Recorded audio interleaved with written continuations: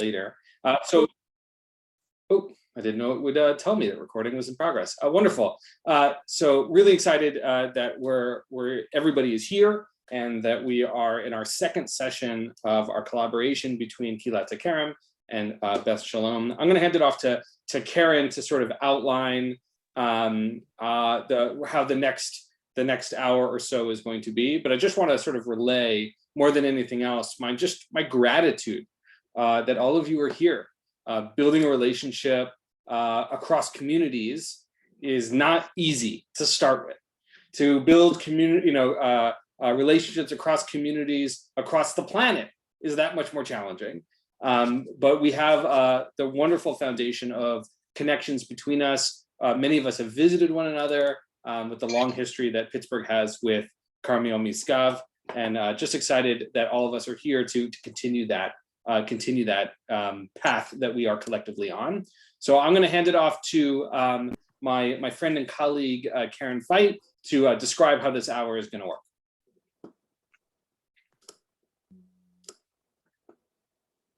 Thank you. First of all, I'd like to share the sentiment of being very excited at seeing everyone. It's I think one of the gifts that Corona gave us is the ability to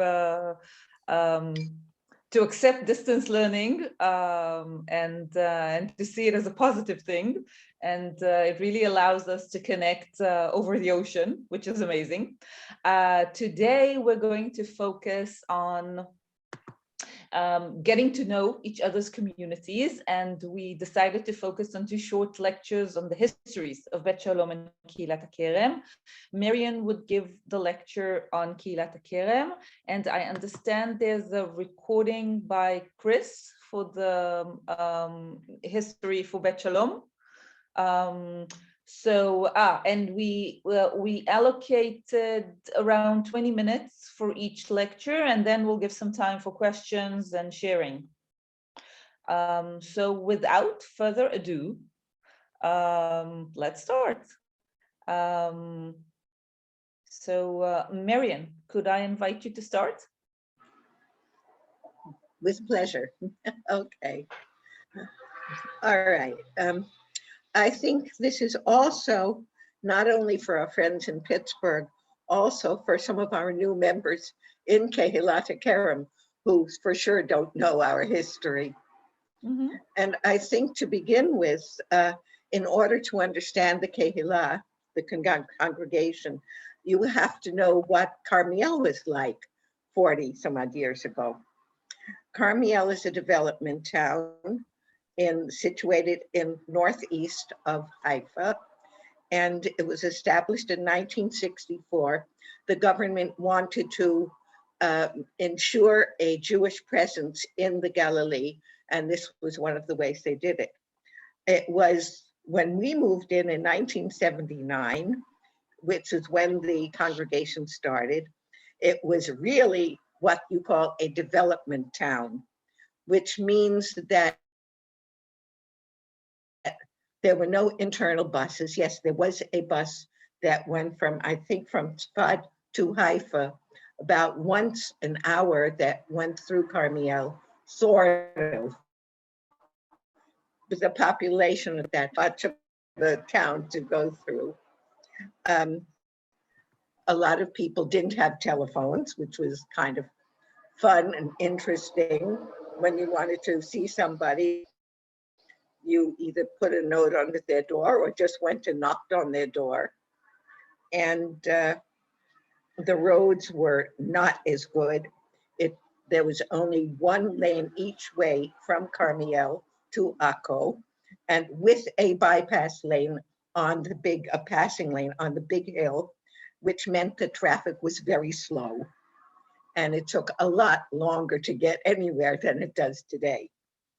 All right, the median age at that time in Carmiel was 19. So it was a very young town, very young families. All right, and there was a group called the Western Settlers, which was the predecessor of the English-speaking organizations that we have today. And there were about 20 families who decided they really wanted a congregation like in the old country.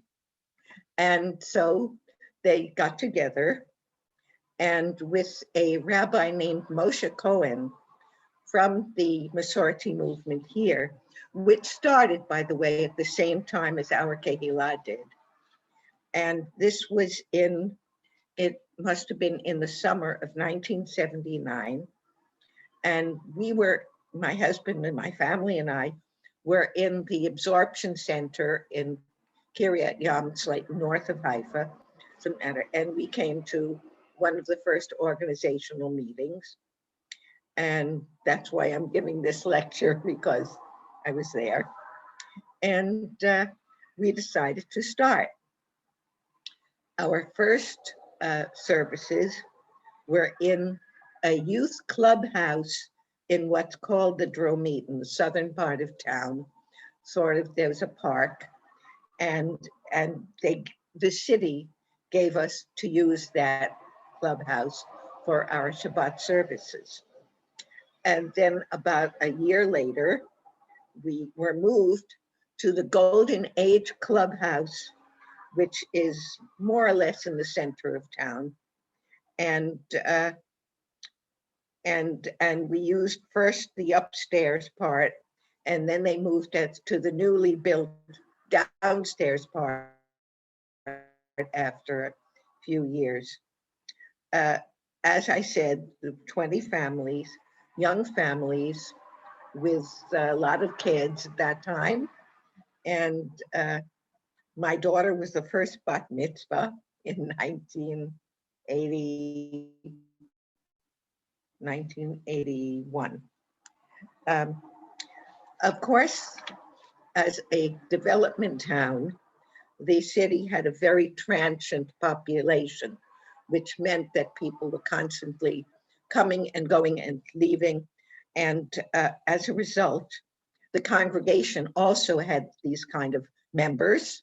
And after a few years, after maybe 5-7 years, by the way, the movement always sent us a student rabbi or a rabbi to lead our high holiday services.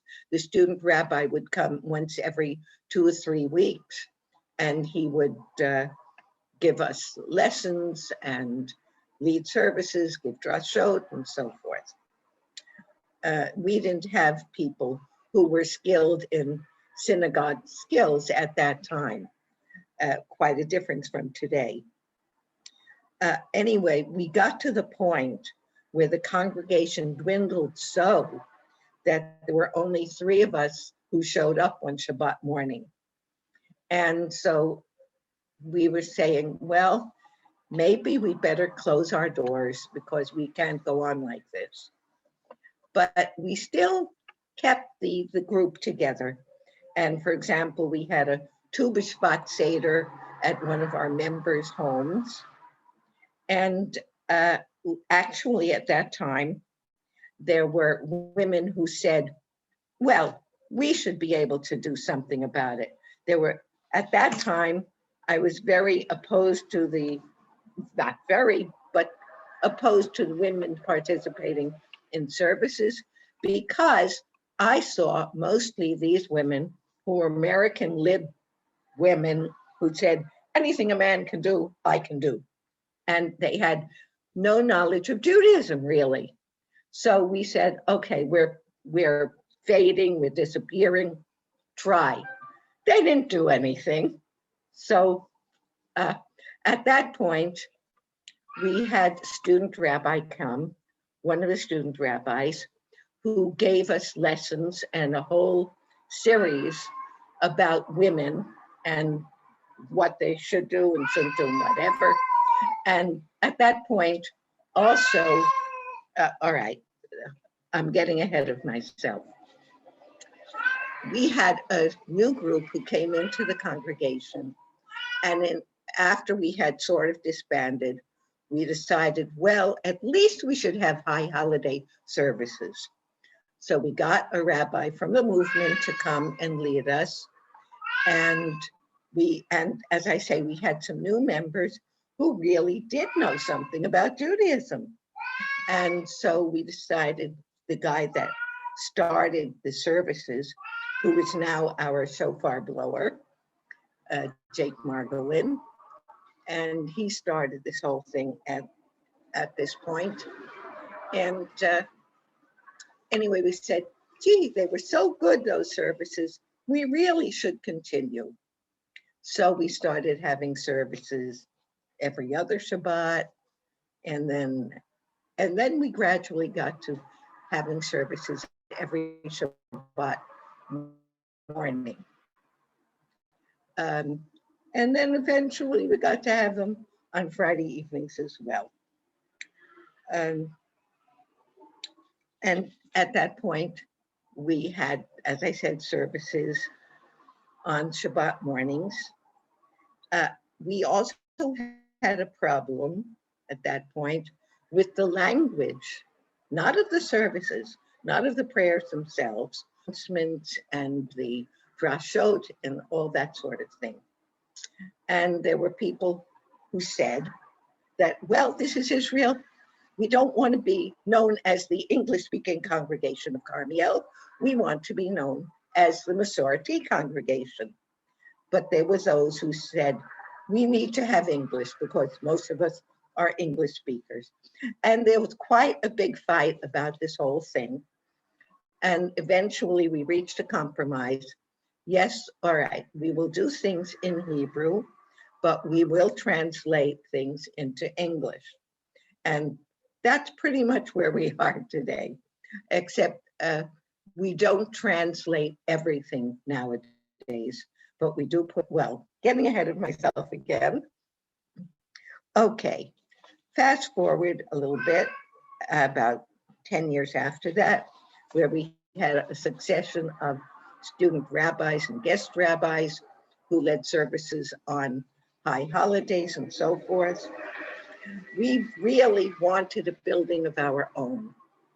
And we pushed the city, and the city gave us land, but we needed a big donor in order to build, because, as you know, the government didn't give us any money at all. The government supports the Orthodox congregations and not the conservative Masorti or anything else, only the Orthodox. They get money for buildings and rabbis and so forth. All right, so we finally found a donor. His name was Morris Spitzer, and he agreed, and the arrangement with the city was, yes, we will build this. We did have another donor, Stern, and who gave part of the money, so that half of our building, our original building, is our synagogue, and half of it is a kindergarten right next to us. And they're very sweet, very cute. They have nothing to do with the Masorti movement, but we do invite them in for to see what they're like, and we invite them in for holidays and stuff like that. Anyway, so we've finally built this synagogue for ourselves, and it was wonderful. We didn't have to worry about moving the Aron Kodesh or arranging chairs in order to have our services in the Golden Age Club. We had our own building with our own Aron Kodesh, which, by the way, our Aron Kodesh was a donation from the Haleva company of carpenters builders in memory of our David Firestone, Noreen's husband, who was a carpenter, and he worked for them. And after he passed away, they donated our Aron Kodesh. Anyway, so it worked very nicely. We up to a point, and we got along fine. And we even actually hired rabbis. The rabbis we hired were usually, as Noreen just reminded me, that her husband, David, also designed the Aron Kodesh. All right.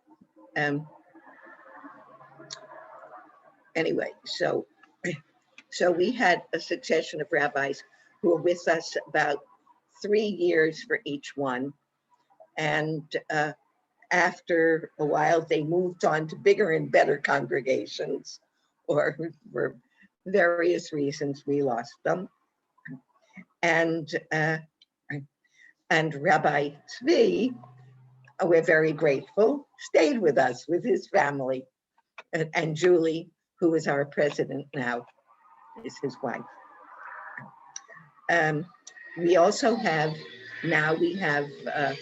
Rabbi Gil Nativ, who was our rabbi for 2 years before he went on pension. And we're very grateful that he's still in Carmiel. We thought they might leave. His wife, Ziva, had been the head of the program for special B'nai Mitzvah, B'nai Banot Mitzvah with special needs. And she had headed that program, and very successfully. It's a wonderful program, by the way. I've been to the ceremonies, it's very moving. Okay, next, we had a problem in that every time we had a kiddush or something special, we had just the one big room, the sanctuary, and we had to say, excuse us for 10 minutes, we have to move the furniture in order to bring the tables in with the food. And we had a very, very tiny kitchen, which was almost impossible to do anything in. So for those reasons, we really needed a bigger space. So we found the same donor, Morris Spitzer, was generous enough to give us money for an extension, an expansion. So now we have an extension, which not only avoids the problems that I mentioned, but it also gives us an opportunity to rent out space to certain groups that are very good for our pockets, first of all, and give more life to the building. At this point, I'd like to show you a video that one of our members took just before Corona hit last March. And Karen, please.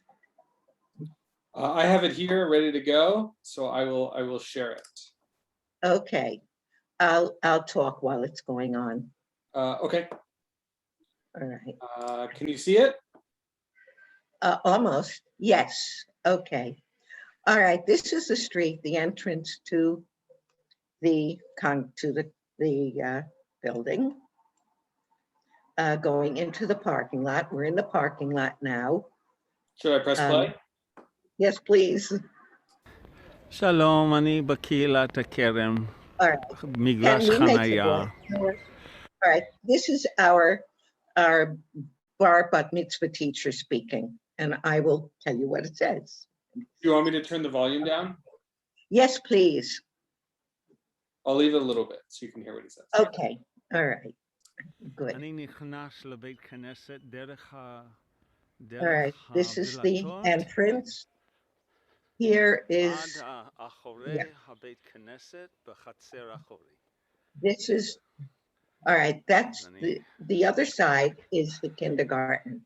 Now we're on the path to the entrance. There was a gate on the outside, as you saw, which must be, yeah. All right, here's a gate, which must be left closed during the time that the kindergarten is operating.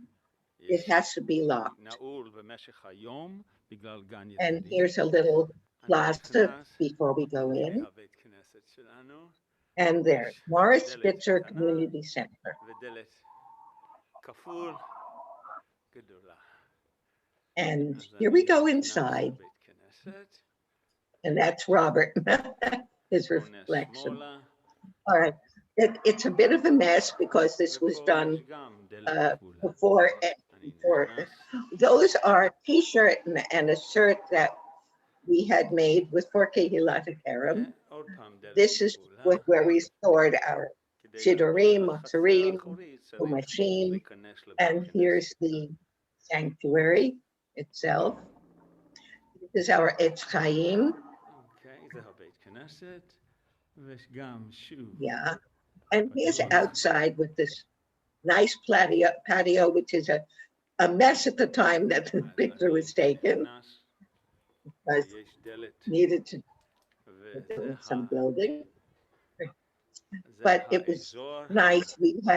האחורי We had like של הבית כנסת. barbecues Yom HaTzmaut, and with nice weather, we could have a kiddush out here.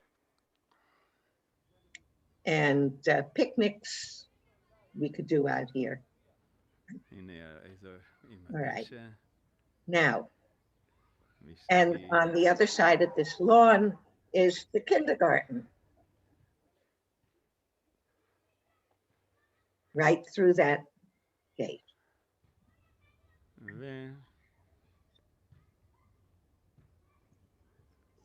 וזהו.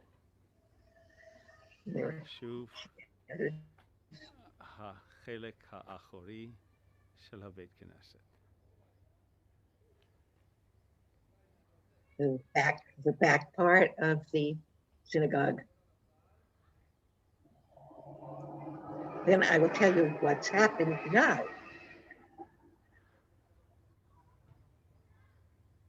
Okay. Note where all that mess is over there. Okay. Remember that part.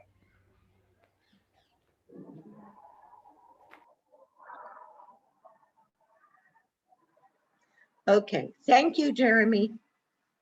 All right, now, on the other side of where that mess was, it was a real horror to look at. It was weedy and yucky and couldn't do anything with it. Yes, we did used to have bonfires on Lag BaOmer in that section, but it got dangerous and we didn't want to do it anymore.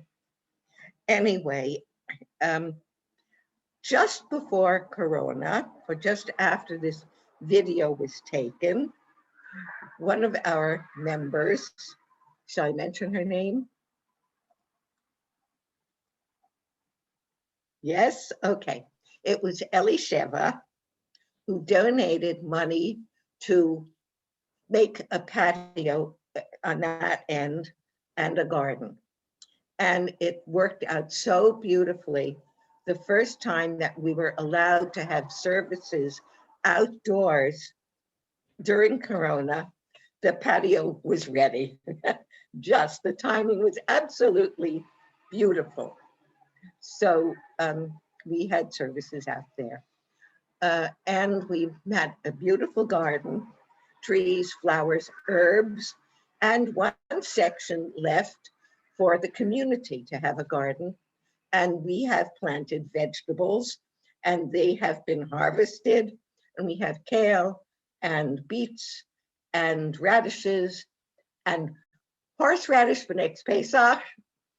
And what am I forgetting? I think there'll be peppers coming up and baby tomatoes, cherry tomatoes. And so and we're really very proud of it. It's really nice. It was a Friday night okay. service, I think the very first one we did. Ah, right. I don't Okay. know if you can see it. Thank you, Elisheva. Yes, very good. Very good. Yeah. Okay. All right. All right. Since Corona, we've gained a lot from Corona in the ability to, for example, have Havdalah every Saturday night with everybody. And that's really nice. And we've had Kabbalat Shabbat before Shabbat actually comes in, because we do not use electronic things on Shabbat. And oh, Jeremy has more about the patio. Okay, good. And so we have a musical Kabbalat Shabbat before Shabbat actually comes in on Friday nights in the patio. And, or if the weather's bad. At this point, we can actually do it inside. We're allowed now. And we have, Marion, sorry for barging in. I've just sent Jeremy a short video of saw the your- patio itself. So whenever you like us to Okay. screen it, just let us know. fine, do it.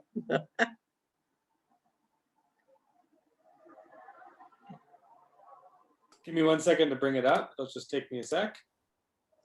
Okay, Uh, in the meantime, okay, great. So- Here we go. Give me 1 sec. Here it is. okay. Can everybody see this okay? Mm-hmm. Yep. That's actually a very short clip showing the patio right after it was done, and it was halfway through the lockdown of during the Corona pandemic. And I put this same link in the chat for those who want to look at it on your own. So very good. At the end, there's where the vegetable garden was planted. The beds that you see at the end now have all the wonderful vegetables that Marion is describing. Yeah. Right. I can just add, the garden is in memory of my wife, Shoshana Yuval. Yes, indeed. And all these baby plants are now flourishing as well. They're beautiful shrubs and bushes and flowers. And there's the street outside. And here's the path. We don't actually have to go into the building to reach the garden. All right. And on the original patio, where that gate is, that's where we put our sukkah during the pandemic, because we couldn't have our usual big sukkah, which was always in the patio. And since Zoom, of course, we have a Beit Midrash, adult education courses. We have 2 in Hebrew and 1 in English, at least. And we have other courses that are going on. For example, Ziva Nativ, who was actually a Hebrew teacher, has a class in advanced Hebrew. And another one of our members has a class for very basic Hebrew. And one of our members has even tried to give a class in French. And those are courses. And we have a connection with the Kehilat in Beersheba, whose rabbi had been our rabbi for a couple of years. He was from Chile, and he and his wife took a position as rabbi in a conservative synagogue in London. So they were there for a couple of years, few years, and now he's the rabbi in Beersheba, and we do a minyan with them every morning. And when they had a baby, we're all invited to the Brit on Zoom. So it was very festive. Okay, are there any questions, or anybody from my congregation think of anything I left out? Questions?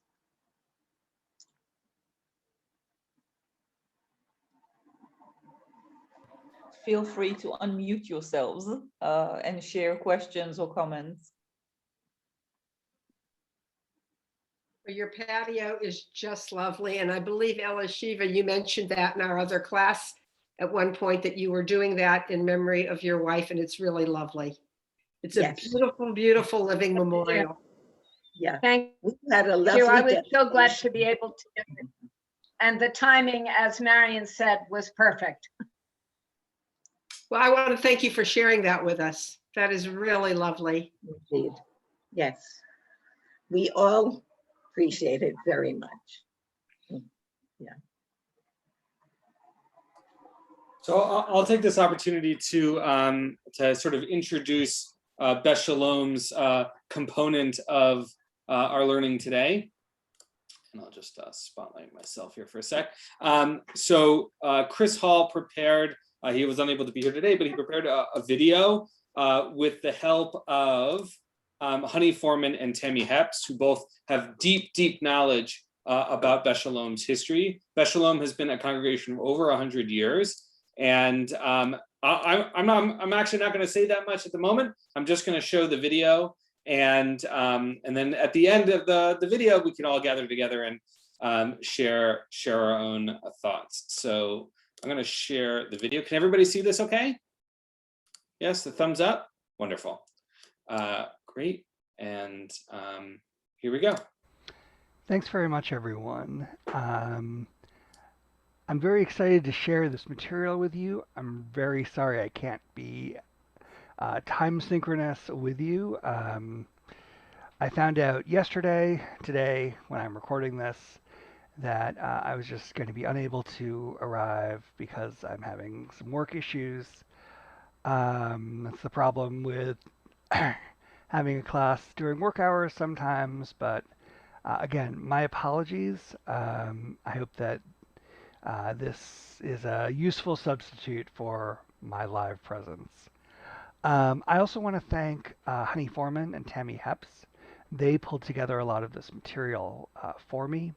Honey assembled a presentation about the history of Beth Shalom for the 2017 centennial, and Tammy Hepps is a history researcher here in Pittsburgh who studies largely the Homestead Hebrew synagogue, which is a synagogue that closed many years ago near us.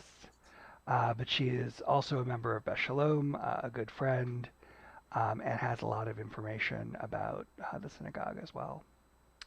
With that said, I'm going to make some mistakes here, I'm sure, and I want to be very clear they're my mistakes, not anyone else's. So thank you to them for their help, but please blame me for the errors. So especially for the Israeli crowd, I want to locate us a little bit. America is a very big place, especially compared to Israel. So let's just figure out where we are here. Pittsburgh is in Pennsylvania. It's on the east side of this map, the right-hand side. The city itself is in the western part of the state. We're really on the border between the East Coast and what we call the Midwest. Pittsburgh is located maybe where the E is that you can see.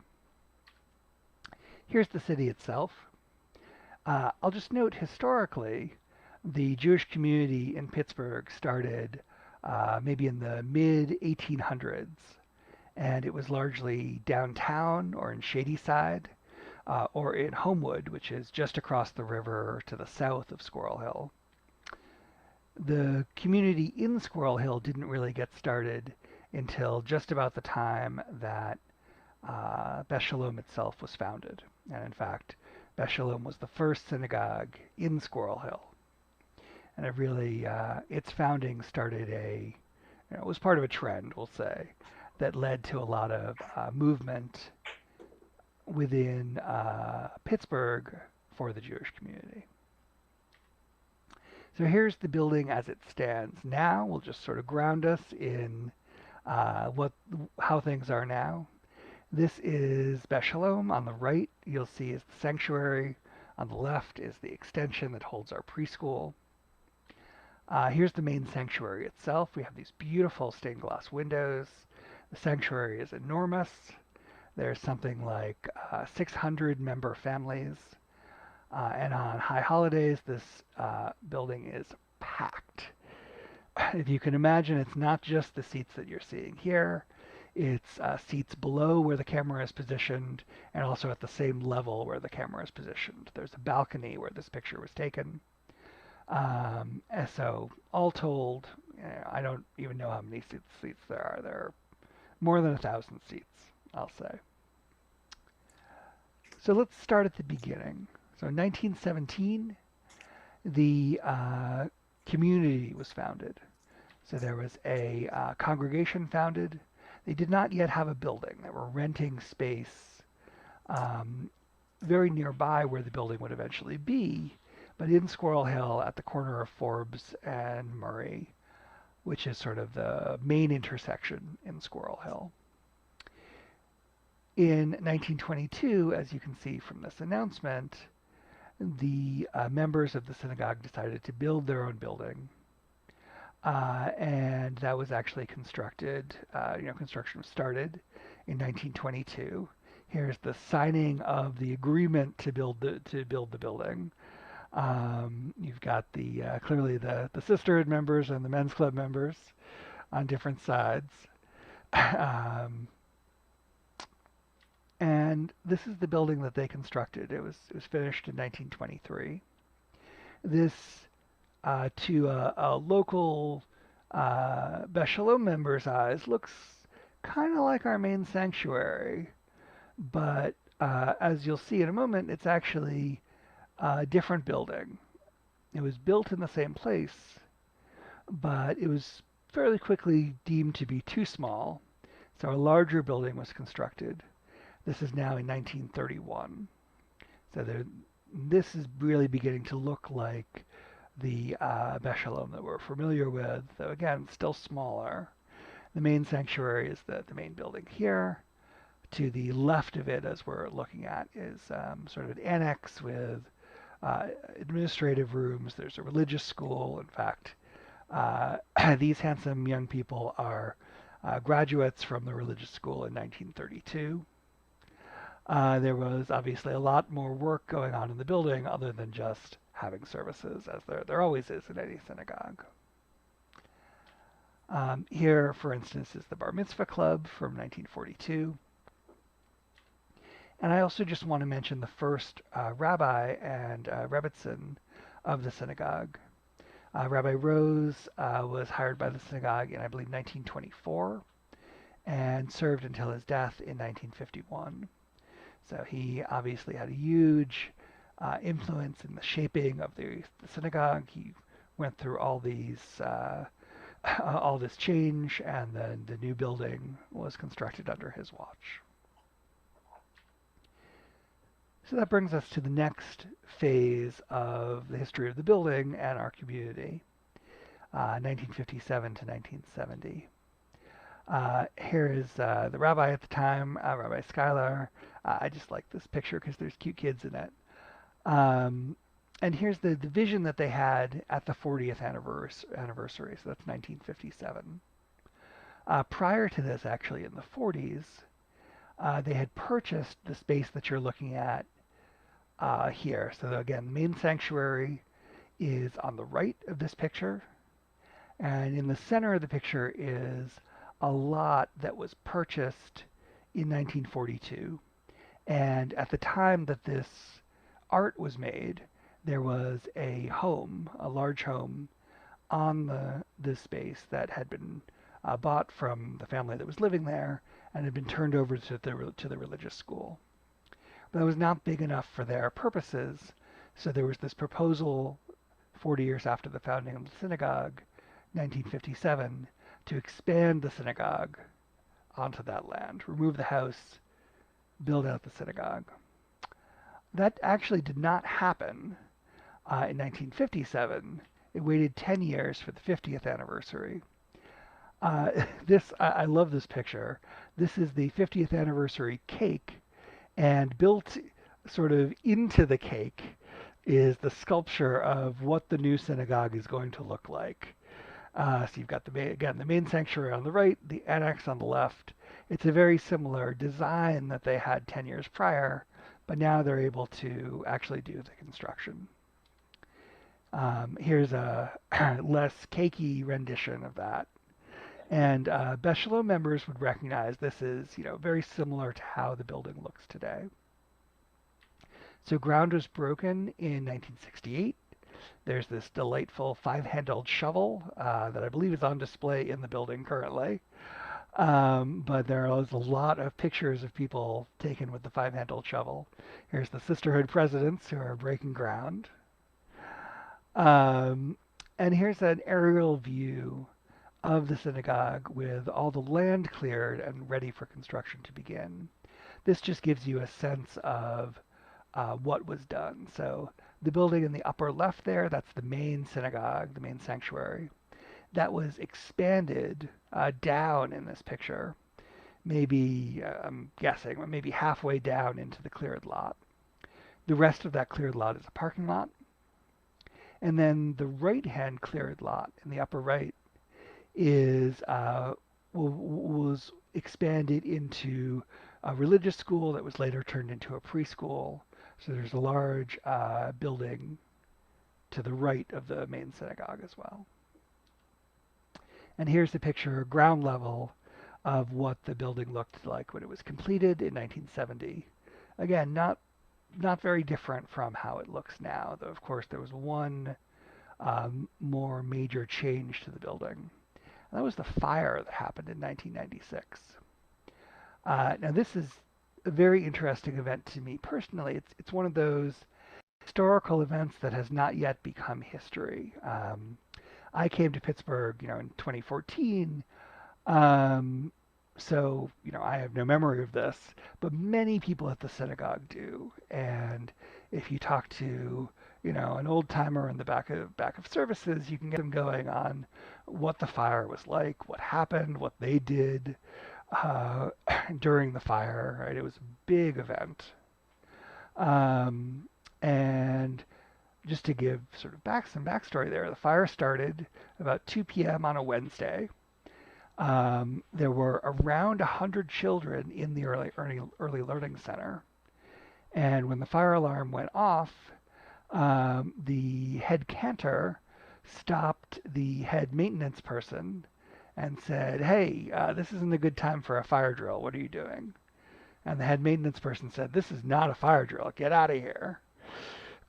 So they evacuated the building. Fortunately, no one was hurt. All the kids, the newspaper reports that all the kids got out of there in 90 seconds, which is very impressive. Of course, there was some concern for the building itself. It was a huge fire, a 6-alarm fire. And there was some real concern that the building would not be able to be saved, that they might just have to let it burn to the ground if they were not able to get the fire under control. And of course, at that period, there was huge concern in the community for the Torahs. So we have a little newspaper article here. First, these are some firefighters resting after the fire. So I'll just read this to you. At one point, more than a dozen men rushed into the main sanctuary of the synagogue to save 14 Torahs, the sacred text of Judaism, from damage. Because the building's electricity had been cut off, they couldn't open the automatic doors of the marble-encased ark in which the Torahs were stored and had to turn back. We went down the main aisle. I couldn't see anything. I was choking, said Richard Linder of Squirrel Hill. Alan Friedman, 16, went to a fire truck and took a crowbar. He and some others went back into the sanctuary and pried the doors open. "Mommy, did they get the Torahs?" said Morgan Blumfeld, 5, as her mother Cheryl held her. Just after her question, the men emerged from the building carrying them. "They got the Torahs," her mother shouted. The men wrapped the Torahs in shawls and took them to 3 nearby houses. So here's a picture from the paper of that happening, taking the Torahs across the street. You can see the emergency responding vehicles in the background. The sad part of the story here is that Torahs were actually located in 2 different locations in the building. There's the main ark where the 14 Torahs were held, and there was also a separate ark that was part of the collection of the Homestead Hebrew synagogue. So this, as I mentioned earlier, there was a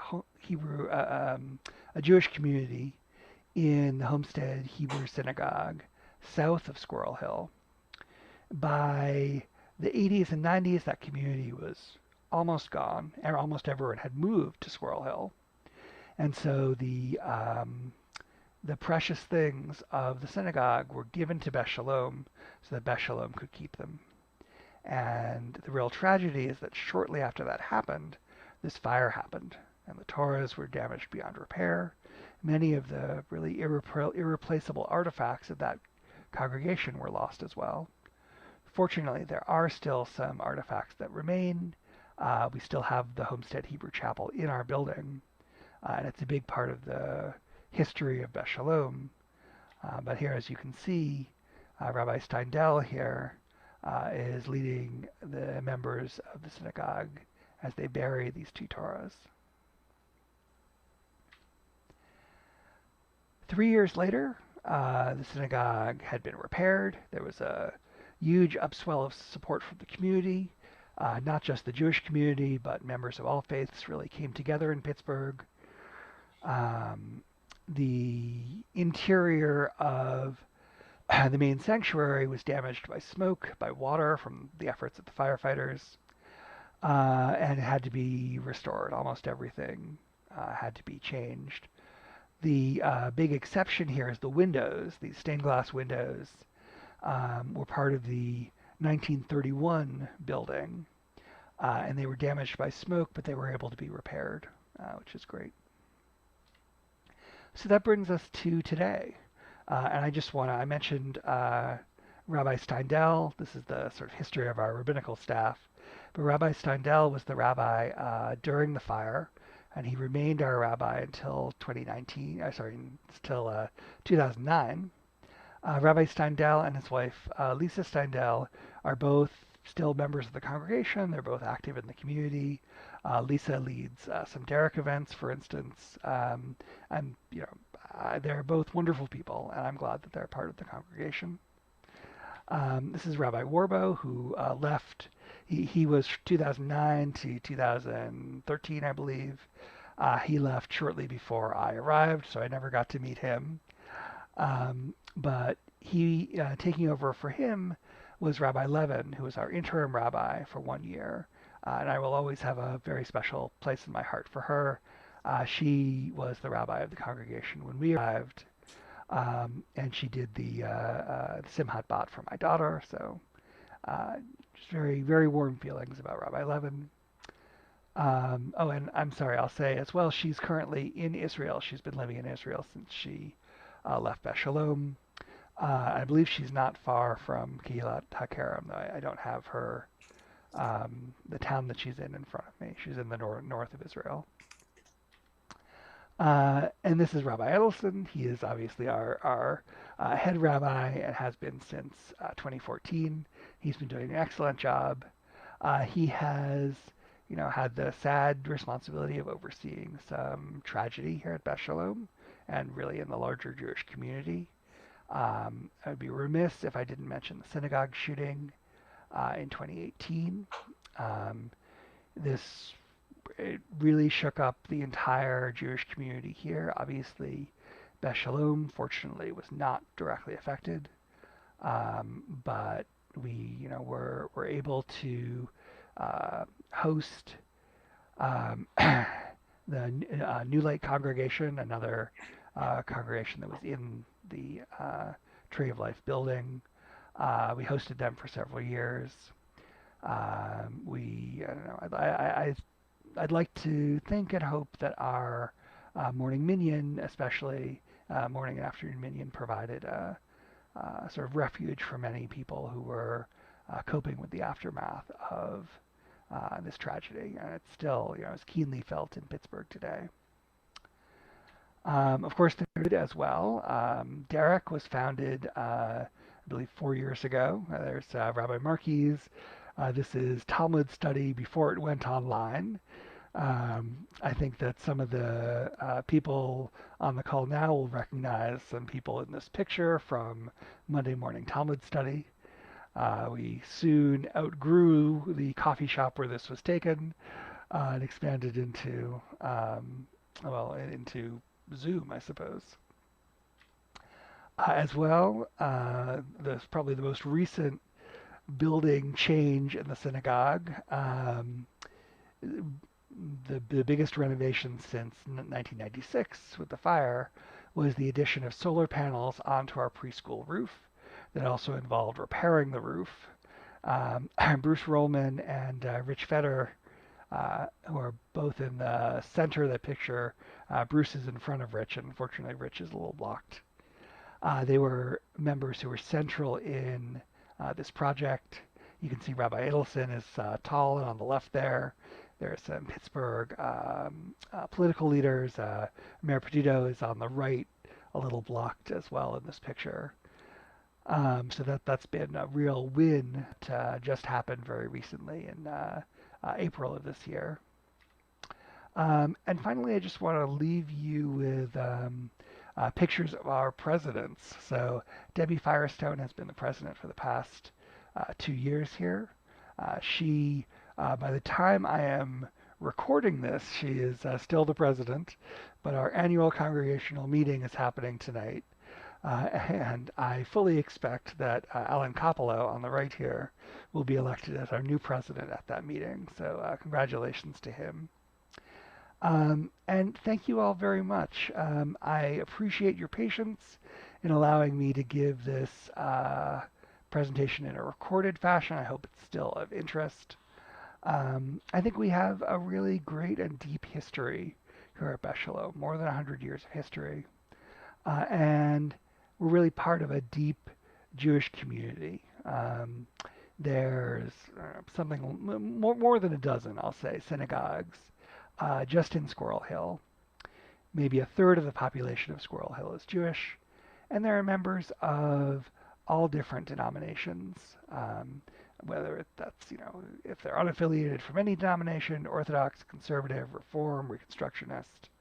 And Squirrel Hill is a great community because we really blend those communities to a large degree. We have people from different denominations coming to services, coming to our Derek programs, and it's just a really warm and open community that I hope the folks from Israel will be able to visit one day. So thank you very much. I'll just take this opportunity, since we have Julie, who is the current president, and Debbie, who is the immediately past president. If anything, either of you would like to add about either of the congregations, maybe now is a good chance before we end for the day. Debbie?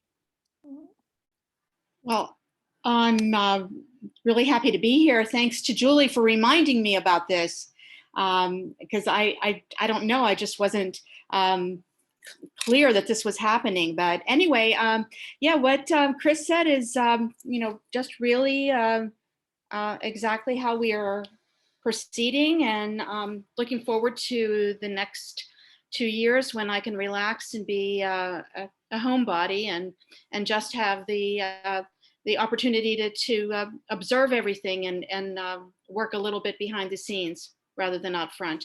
Our congregation is growing. We have many new members, young families. Our older families are dying off, and it's just an exciting time for Beth Shalom. Very exciting. Thank you, Debbie. Julie, do you have anything you want to add? Well, I did want to say I love the presentation. It was just so interesting and so rich. So, thank you very much. Especially the picture of the cake. That was great. What I did want to add, just one thing is, it was mentioned about the Kabbalat Shabbat, how we'd had it out in the garden and various places, but we've also had a group of people working together to make it musical, and to meet, and then different people take different parts of it, and gradually everybody's learning how to lead Kabbalat Shabbat, and there are harmonies. It's very wonderful. So I just wanted to add that. Thank you so much, Julie. So what I'm going to recommend, since we're at 2:59, is just to thank everyone for being here, right off, at least to start with. And I'm happy to stick around for anyone who wants to talk or share stories or anything like that. But we'll say sort of like the formal event, we'll call it there. Karen, I'd love for you to just tell everybody what the next session is so they can put it in their calendar, and then we'll stick around for anyone who wants to share some stories and be present. Before I'll talk about date, I just want to say that we'll also share a link to a Facebook group in which we can post all the recordings, and also there'll be a chance to continue conversing in between the sessions. The next session is on, give me a second, June 9th. And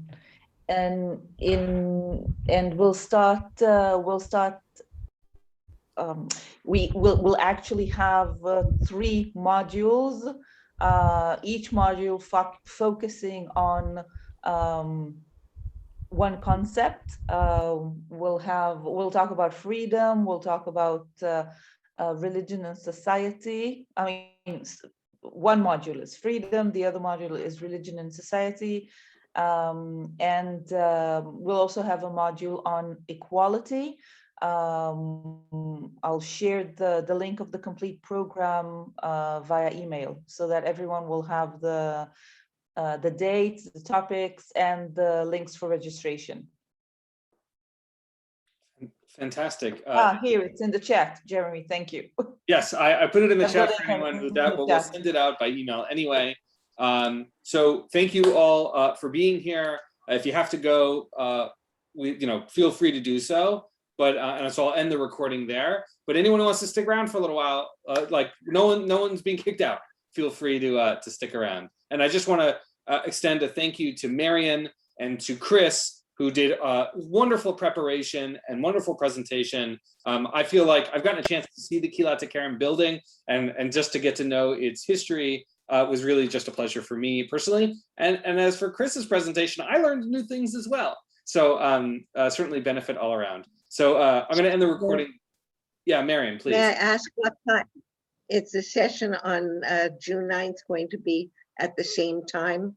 All of the sessions are at the same time, Okay. but they are different links. So that's why you should register for each one independently. So anyway, I'm going to end the recording there and just relay my gratitude, and then feel free to stick around for those who want to.